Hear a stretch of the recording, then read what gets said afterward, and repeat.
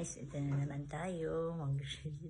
After naman ng ng ligo, hindi naman woke up like this.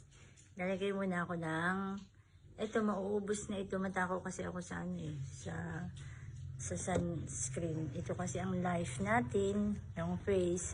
Kasi kapag hindi tayo nag-sunscreen, kawawa ang ating face. Kahit sunscreen lang, kahit wag ka na maglagay ng kahit ano sa mukha mo, basta naka-sunscreen ka, kere na yun. Para hindi na siya